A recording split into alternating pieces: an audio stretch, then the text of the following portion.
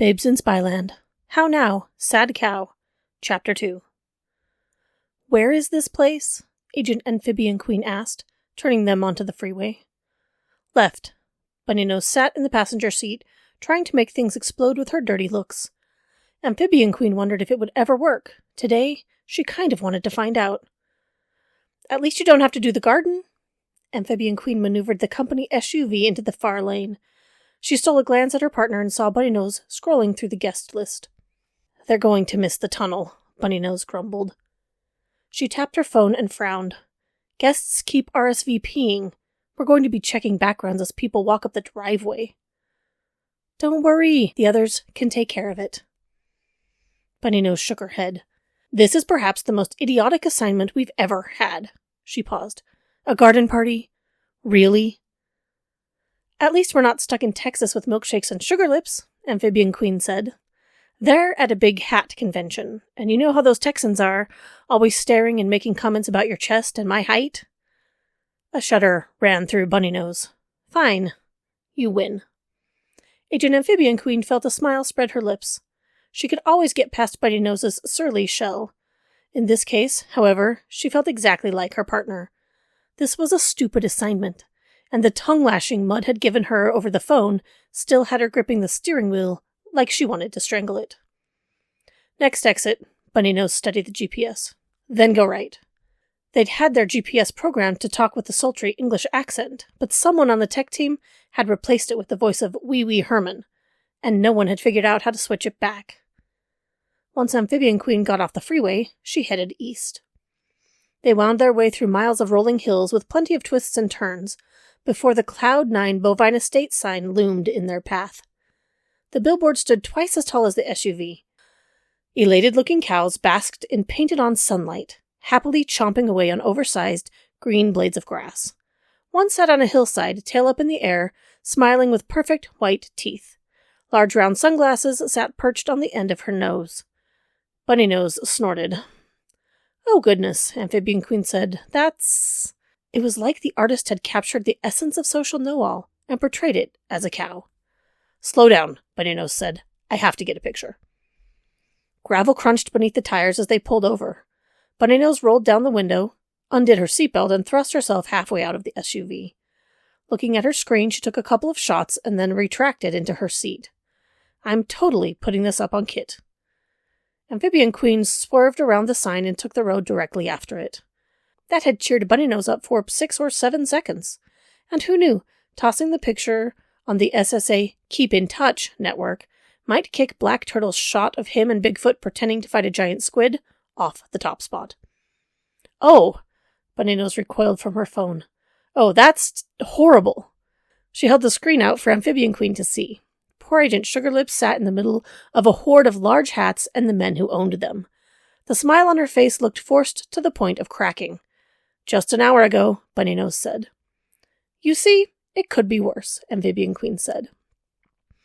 The men at the big hat convention were mostly harmless, but they all had egos the size of their hats, and they seemed to leave any social tact they possessed in their oversized trucks. The pavement ended, so Amphibian Queen slowed. In a matter of seconds, the SUV started bouncing up and down like a pogo stick. This is fun, Bunny Nose said as her voice warbled. Her fingers were wrapped around the oh crap handle above the window. Amphibian Queen had experience with bad roads, but this one was worse than most third world countries' dirt paths. There were dips big enough to swallow the SUV, and wheel trails that would certainly trap a tire with ease. She didn't talk as she drove, afraid that she might hit a big hole and blow a tire, or dislodge something from the undercarriage. Neither she nor Bunny Nose knew anything about repairing cars. Killing people, security, weapons, crafting, cooking, sewing, welding, riding, running, swimming, machining, yes. Breaking cars, big yes. Fixing cars, no. If it was more than a flat tire or something that they could spot and duct tape together, they would be in trouble. After a mile or so of white-knuckled bouncing, the dirt trail rounded a hill, and a farmhouse came into sight. It sat nestled in a valley of swaying green grass and a handful of cow pens. Big ones. Hundreds of cows grazed, dotting the vegetation with their black and white spots. Can't wait to smell it out there, Bunny Nose said, watching the animals with narrowed eyes. Fresh air, Amphibian Queen said. It might kill you. Yeah, maybe. Actually, it might kill Amphibian Queen. She'd taken allergy meds on the way to socials, but now she was considering a double dose. The small parking lot in front of the first building housed 2 well-used, medium-sized tanker trucks, a beat-up pickup, and a shiny red sports car. Amphibian Queen pulled up next to the sports car and threw the SUV into park. Let's go find our milk. That revived Bunny Nose's scowl. Oh boy. They got out. Amphibian Queen took a deep breath, unafraid of the rich, living smell of dirt, grass, cows, and air. It filled her lungs, shoving out the pollution that always tried to sit in the crevasses, causing her to smile. She'd spent a lot of time outdoors as a kid, and sometimes she missed it.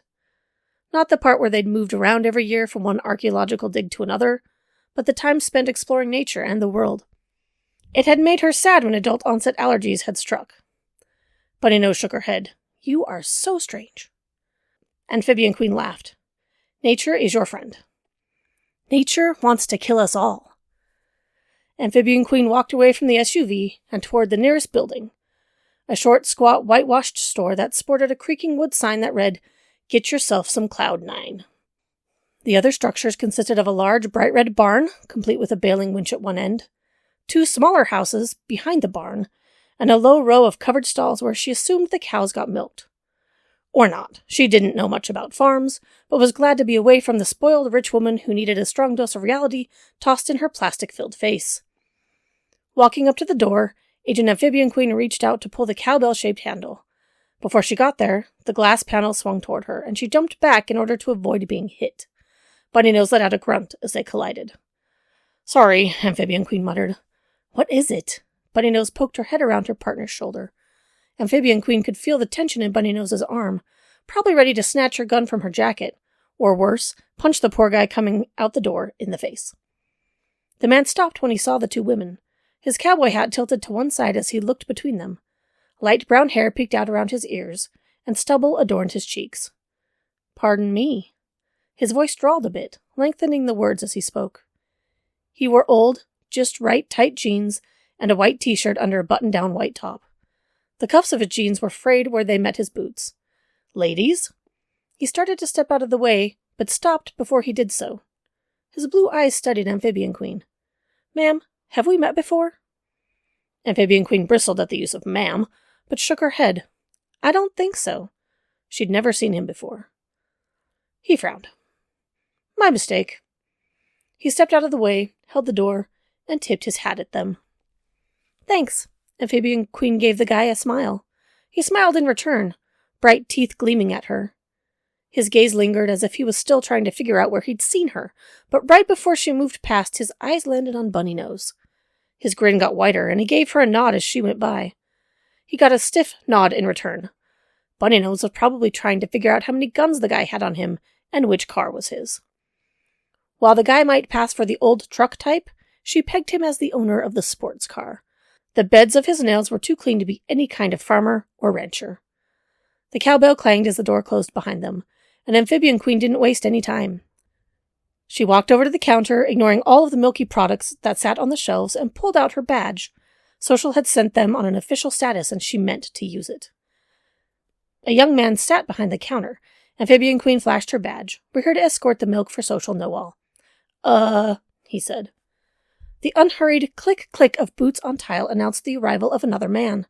This one was tall, thin and gaunt to the point that she would be willing to buy him a couple of cheeseburgers just to take the edge off his cheekbones. He wore a flannel shirt, jeans, cowboy boots, and she almost shook her head to make sure she wasn't seeing things, had a piece of straw gripped between his teeth. Social sent y'all? He asked. That's right. Amphibian Queen couldn't believe she was about to say this. We're supposed to escort a milk truck to... He didn't let her finish. Driver called in sick. His drawl sounded forced and nasally.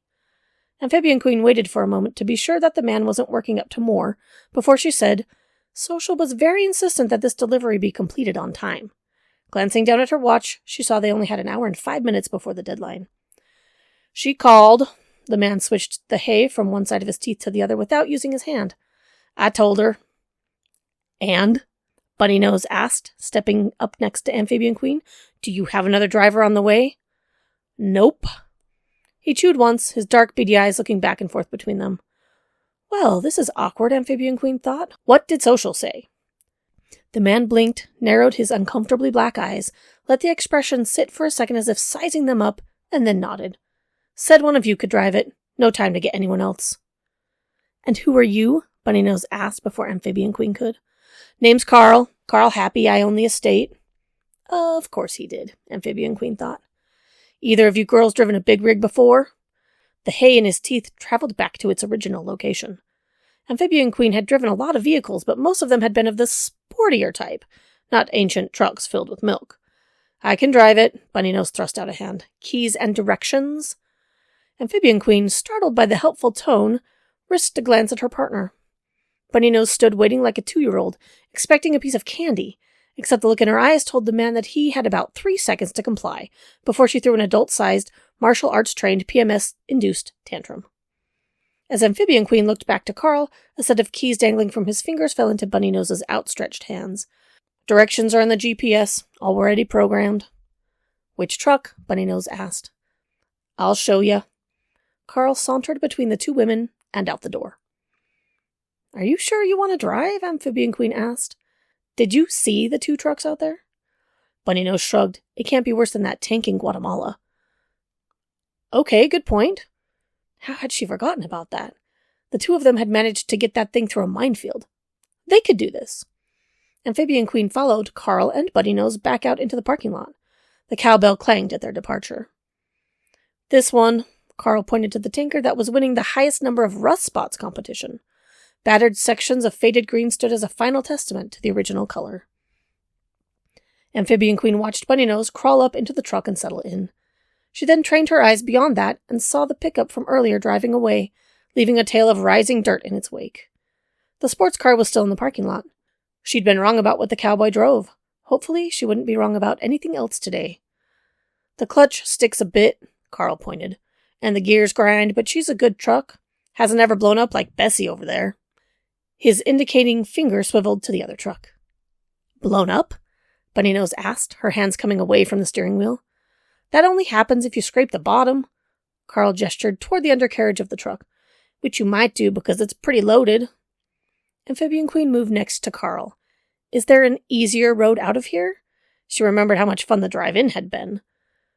That is the easy road, Carl said, his eyes moving past her to the dust trail Pretty Boy had left. But don't worry, y'all need to go nice and slow anyway. If the milk sloshes around too much, it won't work. At the chocolate factory. Wait, what? Bunnynose asked, shaking her head. What do you mean? Carl smiled, shifted his straw again, and began to chew. Can't go too fast, he said. Shakes the milk. He scrunched up his face. Milkshakes are bad. Amphibian Queen held back a snort. Just how much shaking is too much?